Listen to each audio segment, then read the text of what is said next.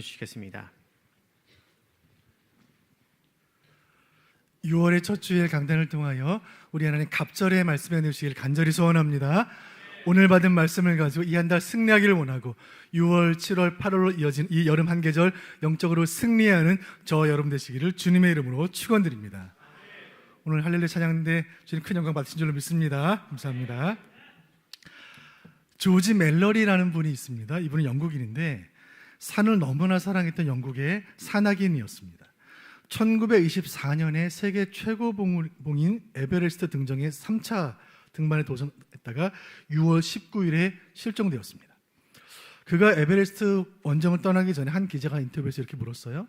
당신은 왜 그렇게 힘들고 어려운 산을 계속해서 오르십니까? 그에 대한 이 산악인의 대답이 불후의 명언이 되었습니다. Because it's there. 왜냐하면 산이 거기 있으니까. 여러분 산 좋아하십니까?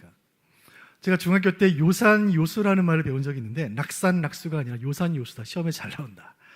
지혜로운 사람은 물을 좋아하고 어진 사람은 산을 좋아한다는 뜻이죠. 논어에 나오는 공자의 말이기 때문에 아멘 하실 필요는 없습니다. 등산 좋아하시는 분들 많이 계시는데 주일 아침에도 보면 등산복 차림으로 광교산 오르시는 분들 교회 앞에서 많이 만나게 됩니다.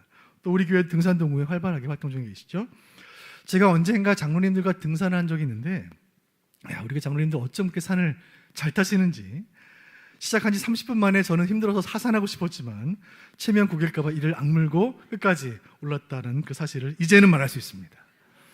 그날 이후로 며칠 동안 다리를 쩔뚝거렸던 그 가슴 아픈 기억이 있습니다. 우리는 여러 가지 이유로 산을 오르죠.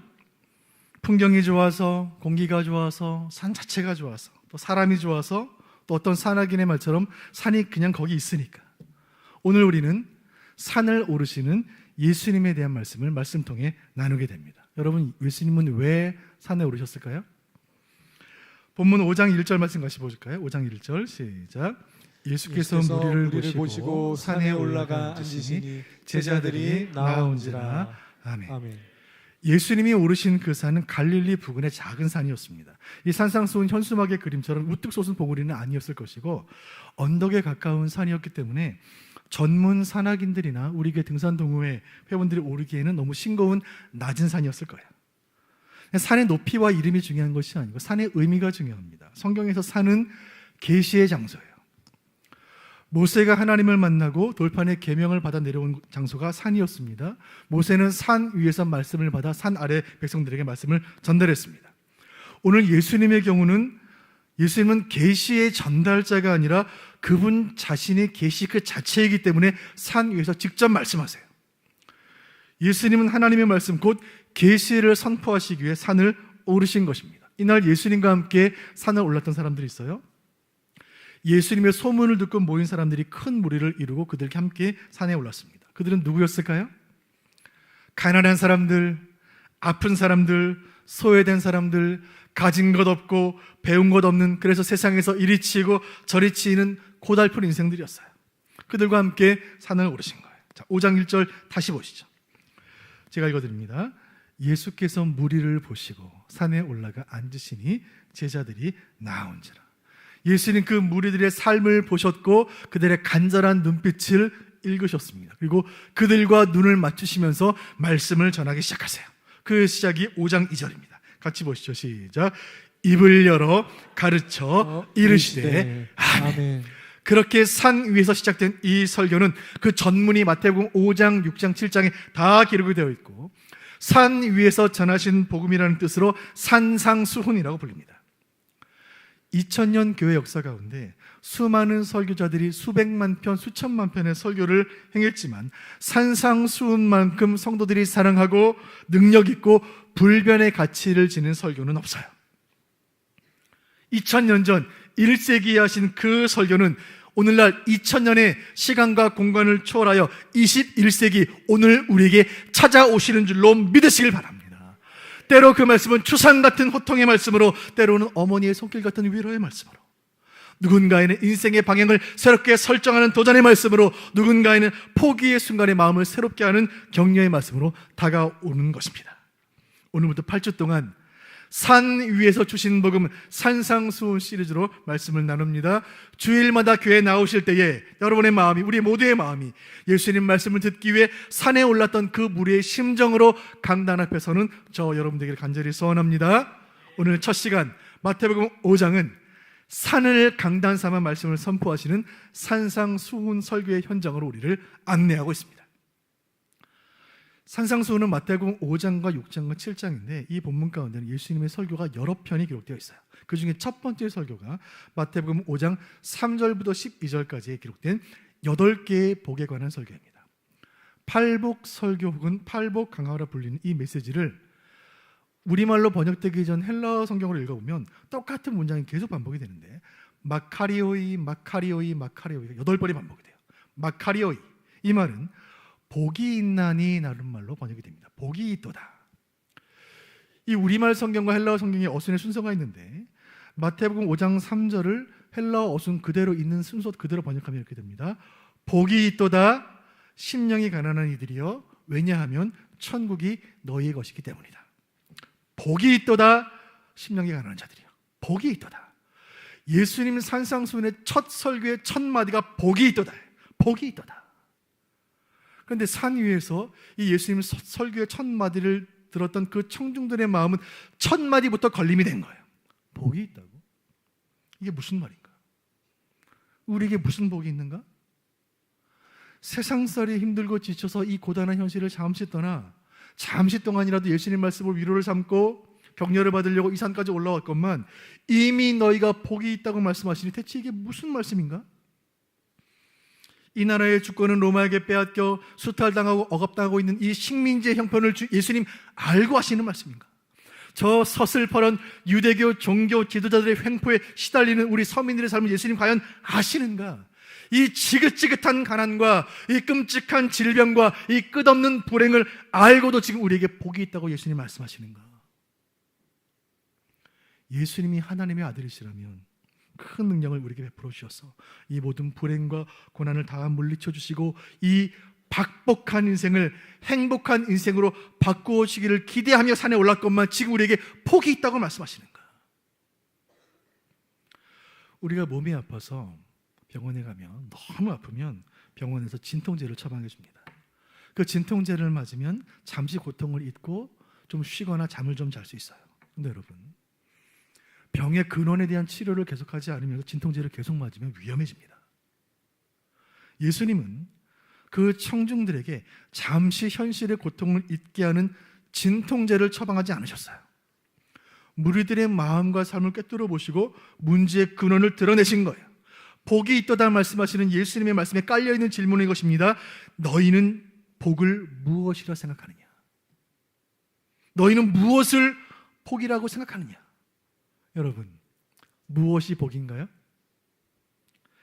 제가 얼마 전에 사역 마치고 집에 갔더니 제 거실에 못 보던 여성용 핸드백이 하나 있는 것입니다. 그 핸드백은 프랑스 명품 브랜드인 C사의 로고가 C자 2개가 크게 새겨진 그런 가방이었어요. 이 명품 가방을 어디서 났을까? 자세히 보니까 주일학교에서 색종이를 오리고 반짝이를 풀로 붙여 만든 종이 가방이었어요. 야, 우리 북부교회 주일학교에서 어찌나 솜씨가 좋으신지 어두운 데서 보니까 진짜 명품 가방처럼 보이는 거예요. 여러분, 제가 언젠가 중국 북경에 갔는데 거기 소위 짝퉁 시장이라는 곳에 가본 적이 있습니다. 갔더니 가방이며 시계며 옷이며 세계 유명 브랜드 제품들이 다 있는 거예요. 다 가짜예요. 그런데 진짜와 너무 똑같은 거예요. 야, 진짜와 똑같이 만드는 것, 이것도 실력이구나. 여러분, 왜 가품을 만들까요? 진품이 있기 때문이에요. 왜 그 제품을 모조해서 만들까요? 그 제품이 명품이기 때문이에요. 진짜가 있으니까 가짜가 있는 거예요. 여러분, 여기 신앙의 교훈이 있어요. 진짜 복과 가짜 복이 있는데 이 둘이 너무나 비슷하여 많은 사람들이 이 두 복을 구분하지 못하는 거예요. 만약에 가품을, 세상 말로 짝퉁을 진품처럼 여기는 사람이 있다면 사람들의 웃음거리가 될 겁니다. 복도 그러해요. 가짜 복을 진짜 복인 줄 알고 그 복을 받았다고 기뻐하는 인생은 불쌍한 인생 아닙니까?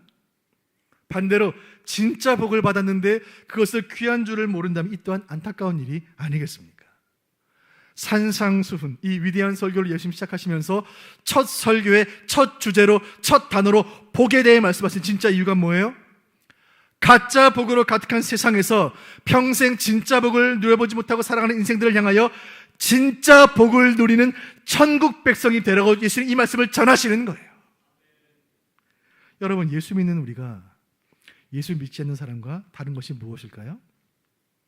교회 다니는 사람, 안 다니는 사람 차이가 뭐예요? 믿는 사람이나 믿지 않는 사람이나 다 복을 좋아합니다. 그래서 새해가 되면 새해 복 많이 받으세요 인사합니다. 예전에 좋은 집을 소개해 주는 곳을 복덕방이라 불렀어요. 인생 역전을 꿈꾸며 오늘도 복권을 사는 사람들 있죠. 문지방에 복조리를 걸죠. 다리를 떨며 어른들이 야단칩니다. 복달아난다.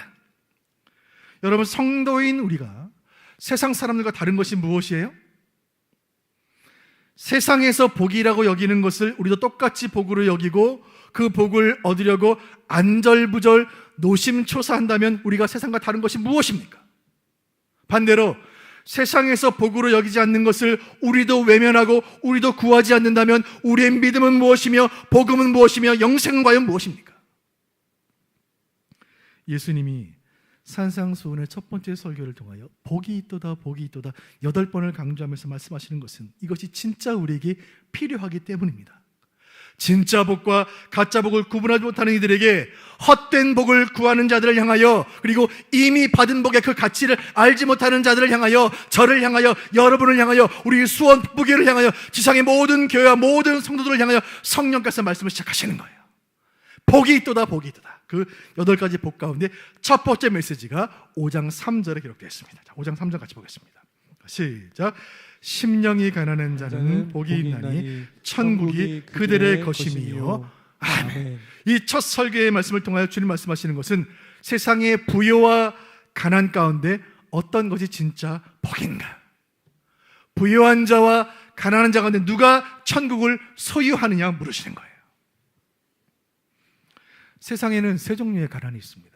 첫 번째 가난은 돈이 없는 가난이에요. 물질적인 가난. 둘째는 관계적인 가난이에요. 사회적으로 차별당하는 거나 관계적으로 소외당하는 것이 관계적 가난입니다. 세 번째는 영적인 가난이에요. 돈도 있고 관계도 가지고 있고 권력도 명예도 있지만 영적으로 주님 만나지 못해 신앙적으로 어둠 가운데 있는 가난. 세 가지 모두를 예수님이 가르치신 말씀인데, 이 말씀을 듣는 사람들은 먼저는 물질적으로 가난한 사람들이었어요. 정말 가난한 사람들이었어요. 경제적인 빈곤 때문에 세상의 변두리로 내몰린 사람들이 이 말씀을 듣고 있는 거예요. 물질의 부유함을 누리는 자는 복을 많이 받은 사람이고, 가난한 사람은 저주받은 사람이라고 여겨졌던 그 시대, 그 성중들을 향하여, 가난한 사람들을 향하여 주님 말씀하십니다. 가난이 복이다. 가난이 복이다. 여러분, 이 말씀이 그 가난한 사람들에게 어떻게 들렸을까요? 아니, 어떻게 가난이 복인가? 왜 가난이 복인가? 이 각박한 세상 하루하루 버티기가 얼마나 힘든데 이게 무슨 복인가? 가진 것 없어서 무시당하고, 가진 것 없어서 서름당하고, 지질이 복도 없는 팔자라고 자책하며 살아온 내 인생, 가난은 고통이요, 가난은 저주요, 가난은 불행이지, 가난이 왜 복인가? 가난한 자를 향하여 복이 있다고 하신 그 예수님 말씀에 그들의 가슴 가운데 울분이 일어난 거예요. 여러분, 예수님 왜 이 말씀 하셨을까요? 진짜 복이 무엇인지 말씀하시기 위해 이 말씀하시는 거예요. 여러분, 예수님 말씀하세요. 세상은 부요를 복이라 말하지만 오히려 가난이 복이다. 사랑하는 성도 여러분, 예수님 말씀 가운데 달린 이 심오한 진리를 깨닫는 은혜 주시기를 간절히 원합니다. 진짜 복과 가짜 복을 구분하는 지혜 주시기를 간절히 원해요. 하나님 앞에서 오히려 빈손이 복이에요. 다시 말씀드립니다. 텅 빈 손이 하나님 앞에서 복이에요. 손에 무엇인가를 가득 쥔 채로 그 손 벌려 하나님 앞에 엎드리지 못하고, 손에 든 것이 많아 그 손이 무거워 두 손 들고 기도하지 못하는 것보다 가진 것이 없고 희망이 없고 기댈 곳이 없어서 예수님밖에 없습니다. 기도밖에 없습니다. 빈손 들고 주 앞에 나가는 것, 이것이 진짜 복인 줄로 믿으시기를 바랍니다. 산 위에서 주님 하신 첫 번째 말씀, 심령이 가난한 자가 복이 있나니 천국이 저들의 것임이라. 가난한 것이 복이다. 이 말씀의 은혜가 온 교회 가득 넘치기를 주님의 이름으로 축원드립니다. 이 시간 우리가 빈손으로 다만 주님 발 앞에 납작 엎드릴 때에 주님 우리 빈손을 잡아주시는 줄로 믿으시기를 바랍니다. 저는 북부교회 부름받아 사역하는 담임 목사로서 새벽마다 기도할 때 우리 교회 성도들이 경제적으로 풍요롭기를 늘 기도합니다. 여러분들이 마음 졸이며 기도와 눈물로 운영하시는 사업장이 이 어려운 불황을 끝끝이 이겨내기를 저는 기도하고 있고, 여러분들이 수십 년째 애정을 가지고 내일도 출근할 그 회사가 든든하기를 기도하고 있어요. 저는 여러분들이 월말에 납부해야 할 상가 월세가 많이 오르지 않기를 기도하고 있고, 여러분들이 관리하시는 건물에 세입자들이 잘 들어오기를 기도하고 있어요. 우리 모든 성도들의 부유를 위해 저는 날마다 기도합니다. 그러나 여러분, 하나님 뜻하신 가운데 우리 인생의 때로 가난을 주시거든 그 가난 저주하지 마시고, 그 가난 때문에 시험 들어 주님 떠나지 마시고, 그 가난조차 오히려 복으로 여기는 큰 믿음 주시기를 주님의 이름으로 축원드립니다. 가난한 자들을 향하여 그 가난이 복이라 말씀하시면서 우리 주님 속으로 우셨을 거예요. 우리 주님 가난을 잘 아시는 분이에요. 누구보다 가난을 알아요. 우리 예수님 가난하셨어요. 마구간에서 태어나셨어요. 갈릴리 빈민가에서 자라셨어요. 그의 아버지는 육체노동을 했고 그의 친구들은 바다에서 물질하는 사람들이었습니다. 일생사심에서 우리 예수님 집 한 칸 가지신 적이 없고 좋은 옷 한 번 입으신 적이 없어요. 우리 주님 가난의 고통을 잘 아시고 가난이 얼마나 서러운지 예수님 아세요. 그 주님 말씀하시는 거예요. 가난이 저주가 아니다. 가난이 형벌이 아니다. 가난이 복이다. 지금 이 시간 물질의 고통 가운데 계시는 성도님 계시다면 우리 주님 간섭하셔서 물질적으로 막혀있는 모든 막힌 것들 주님 다 열어주시길 원하고, 경제적으로 묶여있는 모든 것들 주님 다 풀어주시기를 간절히 소원합니다. 그리고 이 무엇보다 이 모든 가정 속에서 하나님 앞에서 심령이 가난한 자의 모습으로 하나님 앞에서 빈손으로 그저 하루하루 주님의 은혜를 구할 때 그 백성을 먹이시고 입히시는 주님의 은총을 경험하시기를 원하고, 그리하여 가난한 중에도 천국을 경험하시기를 주님의 이름으로 축원드립니다. 두 번째 복에 대한 말씀이 이어집니다. 5장 4절 말씀 같이 보시죠. 시작. 애통하는 자는 복이 있나니 그들이 위로를 받을 것이니요. 아멘. 주님 말씀하십니다. 기뻐하는 자가 있고 슬퍼하는 자가 있다. 누가 복이 있는 자인가? 누가 위로를 받는가? 주님 물으시는 거예요. 눈물 없이 살아가는 사람이 있을까요? 우리는 아파서 울고 힘들어서 울고 외로워서 울어요. 그런데 여러분, 나의 죄 때문에 우는 사람 많지 않아요. 내 교만 때문에 우는 사람 많지 않아요. 시간이 지나도 예수 30년 40년 믿어도 변하지 않는데 패역한 신앙의 모습 때문에 우는 사람 많지 않아요. 우리는 돈 때문에 근심해요. 건강 때문에 근심합니다. 자녀 때문에 근심하고 노후의 문제를 가지고 근심해요. 그러나 죄의 문제로 떼굴떼굴 굴리며 근심하는 사람 찾아보기 힘들어요. 예수님 우리에게 물으시는 거예요. 사랑하는 백성들이여, 너희에게는 경건한 슬픔이 있느냐? 경건한 슬픔이 있느냐? 경건한 슬픔이란 죄 때문에 우는 슬픔을 말해요. 내가 감추려고 애를 쓰지만 도저히 감춰지지 않는 나의 죄악된 본성이 있어요. 불쑥불쑥 말과 행동으로 튀어나오는 악한 행동들이 있어요. 그것을 인하여 슬퍼해야 하는 거예요. 지난 일주일 세상에 살다가 주님 앞에 나왔는데, 지난 한 주간 세상에서 하나님과 상관없이 살다가, 하나님 말씀과 상관없이 살다가, 하나님 죽으신 것처럼 살다가, 세상의 소리에 취하고 세상의 가치에 젖어 살다가, 오늘 주일 아침 아무렇지도 않게 성경책 들고 예배당에 나와 앉아있는데 내 내면에서 들려오는 양심의 소리가 들려올 때, 나의 가증한 모습을 꿰뚫어 보시며 탄식하시는 주님의 슬픔이 느껴질 때 내 눈에서 왈칵 쏟아지는 뜨거운 눈물이 있는 거예요. 우리가 경건한 눈물을 흘릴 때에, 하나님 앞에 울 때에 우리가 용서를 받고 위로를 받게 되니, 여러분 이것이 복이 아니면 무엇이 복입니까? 이사야 61장 2절 말씀 보겠습니다. 같이 보시죠. 시작. 여호와의 은혜의 해와 우리 하나님의 보복의 날을 선포하여 모든 슬픈 자를 위로하되. 아멘. 사랑하는 성도 여러분, 우리 하나님은 슬픈 자를 위로하시는 주님이신 줄을 믿으시길 바랍니다. 우리 인생 가장 슬픈 날에 주님 우리를 위로하시는 거예요. 우리 인생의 가장 음침한 골짜기 그 계곡을 지날 때에 우리의 눈을 들어 하늘의 약속의 별을 바라보게 하시는 거예요. 내 인생의 환란의 폭우가 계속 쏟아져 비가 멈추지 않아 홍수가 나서 이 세상 어디에도 피할 곳이 없을 그때에도 하나님 우리로 하여금 소망의 무지개를 보게 하시는 줄로 믿으시길 바랍니다.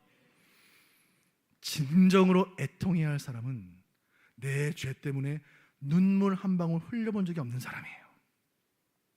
내 죄로 인하여 지금 눈물을 흘리지 않는 사람, 마지막 심판날에 눈물을 흘리게 될 것이고, 여러분 그날에는 그 눈물 닦아주는 사람 아무도 없을 것입니다. 지금 울어야 하는 거예요. 사랑하는 성도 여러분, 우리가 세상살이 중에 받은 상처와 서름과 고독의 눈물을 이 시간 말씀을 통하여, 예배를 통하여 주님 친히 닦아주시기를 간절히 원합니다. 그리고 우리의 심령에 메마른 눈에 우리 주님께서 경건한 눈물 주시기를 간절히 원합니다. 여러분 기도의 자리에서 우시기를 바라요. 지금 우세요. 말씀 앞에서 우세요. 하나님 앞에서는 울어도 괜찮은 거예요. 교회에서 우세요. 그리고 이 전을 떠나갈 때, 세상으로 나아갈 때는 해와 같이 빛나는 얼굴로 세상으로 나아가는 저와 여러분 되시기를 주님의 이름으로 축원드립니다. 오늘 예수님 말씀하시는 세 번째 복, 그것은 5장 5절에 기록되어 있습니다. 5장 5절 말씀 보겠습니다. 시작. 온유한 자는 복이 있나니 그들이 땅을 기업으로 받을 것이며. 아멘. 예수님 세 번째 말씀을 통해 물으십니다. 강함과 온유함 가운데 무엇이 복인가? 강한 자와 온유한 자, 과연 누가 땅을 얻는가? 인생을 살면서 배우는 것은 우리 사는 세상은 강한 자들이 이기는 세상이라는 사실이에요. 학교에 들어가는 순간 꼬마 때부터 이 사실을 배워요. 그래서 우리는 강자가 되기를 원하고 우리 자녀들이 강한 아이들이 되기를 원해요. 기업가들은 강한 기업이 되기 위해 밤을 새워 일하고, 나라들은 강한 나라가 되기 위해 군사를 훈련하고 군비를 징약하는 거예요. 예수님이 산 위에서 이 설교를 하고 계시는 지금, 정치적으로는 로마가 세계를 지배하고 있었고 종교적으로는 유대교가 세상을 지배하고 있었습니다. 강자들이 군림하고 강자들이 지배하고 강자들이 차지하는 이 강자들의 세상에서, 그 강한 자들의 세상에서 약한 자로 살면서 강자들의 눈치를 보고 강자들에게 시달리고 강자들에게 억압당하던 그 무리들을 향하여, 그래서 나도 강자가 되기를 원하고 더 강한 인생이 되기를 원하는 세상을 향하여 주님 말씀하시는 거예요. 땅을 차지하는 자는 강한 자가 아니라 온유한 자다. 온유함이라는 것은 두 가지로 나타나는데, 하나는 수직적으로 하나님을 향해 나타납니다. 하나님을 향해 온유한 마음들이 있어요. 하나님을 향해 온유한 사람들이 있습니다. 영적으로 부드럽고 온유한 심령을 가진 사람들이 있어요. 그 부드럽고 옥토 같은 마음의 말씀이 떨어지면 풍성한 열매를 맺고, 그 온유하신 그 신앙인은, 그 성도는 하나님 앞에 순종하며 겸손한 삶을 살아가는 거예요. 또 하나, 수평적으로 옆으로 사람을 향한 따뜻한 온유함이 있습니다. 따뜻한 사람들이 있어요. 이분들의 말은 온화하고 이들의 눈빛은 따뜻하며 이들의 내면은 평화로워서 온기 가득한 그분 곁으로 많은 사람들이 늘 모여요. 이 온유라는 말은 야생동물이 길들여져서 유순한 상태가 되어 있는 것을 뜻하는 말이에요. 즉, 선천적으로 원래부터 조용하고 평화로운 성품을 말하는 것이 아니라 본성은 거칠고 본성은 급한데, 예수 믿는 중에 주님 닮아가는 과정 가운데 마치 야생마가 숙련된 조련사에게 길들여지는 것처럼 점점점 신앙생활하는 중에 주님 닮은 성품으로 변화된 모습, 그 모습을 뜻하는 것이 온유함이에요. 성경에는 원래 그렇지 않던 사람들이 주님 만나 길들여져 온유하게 된 사람들이 수없이 등장합니다. 모세는 얼마나 완악한 사람이었습니까? 그는 하나님이 직접 떨기나무 불꽃 같이 나타나 바로에게 가라고 명하셔도 끝까지 버티던 사람이에요. 그리고 광야 생활 중에 백성들이 화나게 할 때 지팡이로 바위를 치는 혈기를 부리던 사람이에요. 그런데 그가 어떻게 되었습니까? 민수기 12장 3절 말씀 보시죠. 시작. 이 사람 모세는 온유함이 지면의 모든 사람보다 더하더라. 아멘. 그 모세가 하나님과 40년 동행하는 중에 광야에서 온유한 사람으로 길들여진 거예요. 바울은 얼마나 살기 등등한 인물이었어요. 이 포악한 신앙의 박해자는 무고한 성도들의 피로 손이 얼룩진 채로 또 다른 사람 핍박하기 위해 다메섹으로 향하던 길에 예수를 만난 거예요. 그 순간 사나운 이리가 온순한 양으로 변한 거예요. 떨리는 목소리로 주님께 물었습니다. 사도행전 9장 5절 보시죠. 시작. 대답하되 주여 누구시니까 가라사대 나는 내가 박해하는 예수라. 아멘. 이 사도행전 9장 5절을 종교개혁자 칼빈이 주석할 때 이렇게 주석했습니다. 이 목소리는 길들여진 사람의 소리다. 바울은 예수를 만나 그분의 온유함으로 길들여졌고 한 생애를 주를 위해 불꽃처럼 헌신했습니다. 그뿐입니까? 온유한 아브라함은 약속의 땅을 기업으로 받았고 온유한 다윗은 이스라엘의 왕이 되어 세계를 지배했어요. 온유함에 대한 산상수훈의 가르침, 예수님 말씀은 마음이 착하고 따뜻한 사람이 되라는 윤리적인 권면이 아니에요. 여기 심오한 신학적 의미가 담겨 있어요. 예수님께서 자신의 성품에 대해 말씀하신 말씀이 있는데 마태복음 11장 29절 보겠습니다. 시작. 나는 마음이 온유하고 겸손하니 나의 멍에를 메고 내게 배우라. 그러면 너희 마음이 쉼을 얻으리니. 아멘. 예수님 친히 말씀하시기를 나는 마음이 온유하다. 이 온유함은 예수님의 성품이기 때문에 온유함이란 그 사람이 예수님 만나 거듭난 인생이라는 가장 확실한 표징이에요. 진짜 예수님 만난 사람은 온유해요. 온유함은 그 사람이 예수님과 동행한다는 증거이고 그 사람의 지금도 예수님을 닮아간다는 증표예요. 그리고 이 온유한 자들에게 약속하신 최고의 축복이 오늘 산상수훈 5장 5절의 말씀입니다. 다시 한번 보겠습니다. 시작. 온유한 자는 복이 있나니 그들이 땅을 기업으로 받을 것이며. 아멘. 온유한 사람은 마침내 땅을 기업으로 받습니다. 온유한 자들과 함께 하나님의 나라는 확장되며 온유한 자들은 마침내 다시 오실 그리스도와 함께 그 마지막 날에 예수의 옆자리에 앉아 온 열방과 땅을 다스릴 것이라 주님 약속하고 계십니다.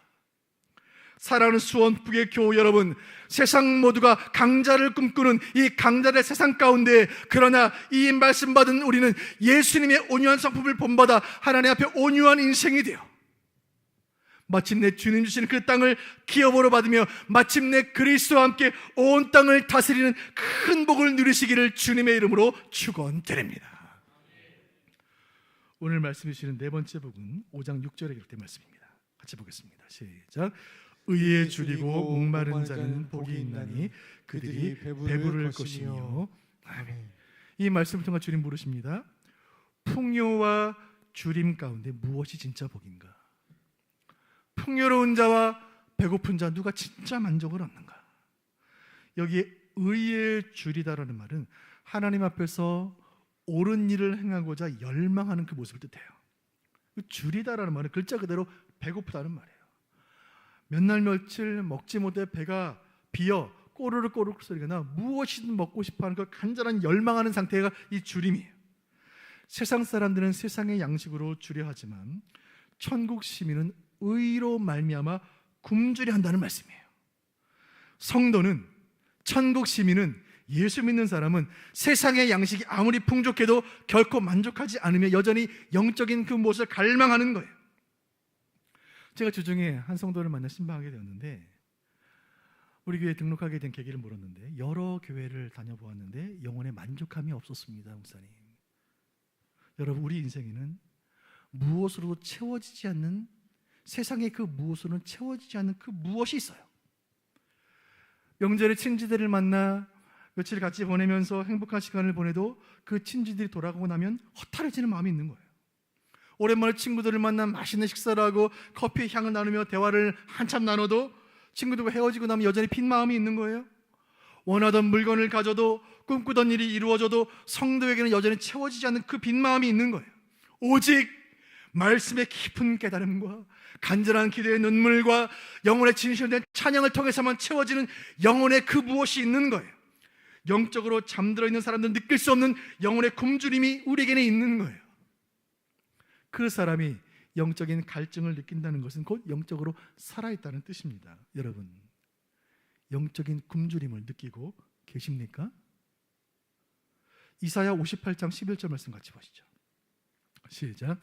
여호와가 너를 항상 인도하여 메마른 곳에서도 내 영혼을 만족하게 하며 내 뼈를 견고하게 하리니 너는 물된 동산 같겠고 물이 끊어지지 아니하는 샘 같을 것이라. 아멘. 말씀 중에 하나님께서 내 영혼을 만족케 한다 말씀하시는 거예요. 영혼의 목마름으로 인하여 의를 갈망하며 은혜를 사모하며 주여 은혜를 주옵소서 부르짖는 영혼에게 주님이 영혼의 만족을 주시겠노라 약속하고 계십니다. 사랑하는 성도 여러분, 이 말씀을 오늘 나를 향한 주님의 약속으로 받으시길 바랍니다. 사랑하는 북부교회 성도 여러분, 세상 어디에도 안식이 없고 세상 무엇으로도 만족이 없겠으나 이 시간 생명의 양식 되시는 그리스도의 말씀으로 인하여 영혼의 참 만족을 얻으시기를 주님의 이름으로 축원드립니다. 이것이 산상수훈이에요. 산상수훈은, 산 위에서 선포된 이 복음은 산 아래 모든 세상의 법칙을 다 뒤집는 거예요. 산 아래 세상에서 알 수 없는 새로운 법칙을 산 위에서 말씀하시는 거예요. 그것은 하나님 나라의 법칙이에요. 성도라는 이름으로 하늘에 속한 사람은 살아가지만 땅에 발 딛고 살아가는 동안 잊고 살았던 그 하늘의 법칙을 땅의 사람들에게 말씀하시는 거예요. 세상은 부유한 것을 보기나 말합니다. 그러나 주님은 하나님 앞에 가난한 것을 보기나 말씀하시는 거예요. 세상은 웃는 자를 승자라고 말해. 그러나 주님은 경건한 눈물을 흘리는 자를 복되다 말씀하시는 거예요. 세상은 강자가 땅을 정복한다 말합니다. 그러나 주님은 온유한 자가 주와 함께 열방을 통치한다 말씀하시는 거예요. 세상은 배부른 것을 복이라고 믿습니다. 그러나 주님은 영적인 갈망이 있는 자가 영원한 만족을 얻는다 말씀하고 계시는 거예요. 그날 그 산에 올라 말씀을 듣던 모든 사람들, 가난한 사람들, 애통하는 사람들, 연약한 사람들, 의에 줄이고 목마른 사람들, 그 사람들 주님 말씀을 듣는 가운데 진짜 복이 무엇인지 깨닫기 시작했습니다. 진짜 복이 무엇인지 깨닫기 시작했어요. 그리고 그 말씀 듣는 중에 시들었던 영혼이 소생되기 시작했고, 어두웠던 표정들이 밝아지기 시작했고, 움츠렸던 어깨가 펼쳐지기 시작했고, 인생의 새날이 시작된 줄로 믿으시길 바랍니다. 그동안 내 인생 저주하며 가난을 저주하며 자책하며 나는 왜 이렇게 복없는 인생을 사는가, 나는 왜 이렇게 박복한가 서러워하던 그 인생들이 이날 산 위에서 주신 그 말씀을 듣고 인생이 변화된 줄로 믿으시길 바랍니다. 그 동일한 은혜를 오늘 우리에게 주시기를 주님의 이름으로 축원드립니다. 오늘 말씀의 결론을 이 한 문장으로 요약할 수 있겠습니다. 같이 읽어보겠습니다. 시작. 예수 그리스도가 성도의 참된 복이다. 아멘. 이 모든 복, 이 팔복을 주시는 분이 바로 예수님이시다. 예수님이 복의 근원이시며, 예수님 복의 원천이시며, 예수님 복의 결과이시며, 예수님 복의 내용이시다. 여러분, 예수님이야말로 심령이 가난한 분이세요. 예수님이야말로 우리를 위하여 애통하는 분이시고, 예수님 마음이 온유한 분이세요. 예수님은 의를 갈망하며 의의 공의를 만족하시는 분이세요. 오늘 산 위에서 복음을 선포하시는 이 예수님은 우리에게 복에 관하여 설명하시는 분이 아니고, 우리 복 받으라고 비시는 분이 아니고, 우리에게 복을 주시는 분이신 줄로 믿으시길 바랍니다. 성도가 누리는 가장 큰 복은 복의 근원 되시는 예수님이 나와 함께 있다는 사실입니다. 아무것도 없는 빈손 인생을 할지라도 예수님 나와 함께 계시니 모든 것을 다 가지신 줄로 믿으시길 바랍니다. 이 시간 복의 근원이시여, 복의 원천이시여, 복 자체이신 예수님이 우리 북부교회 이 예배 중에 주님 계시는 줄로 믿고, 그 예수님 말씀을 지금 우리가 듣고 있고, 그 말씀으로 은혜 받고, 그 말씀을 위로 삼고 있으니, 여러분, 이것이 복이 아니면 무엇이 복이겠습니까? 간절히 바라기는 한 주간 가짜 복으로 가득한 세상 가운데 살 때에 세상은 줄 수도 없고 세상은 알 수도 없는 오직 예수께서 주시는 참된 복을 가득 받아 누리는 저와 여러분 되시기를 주님의 이름으로 축원드립니다.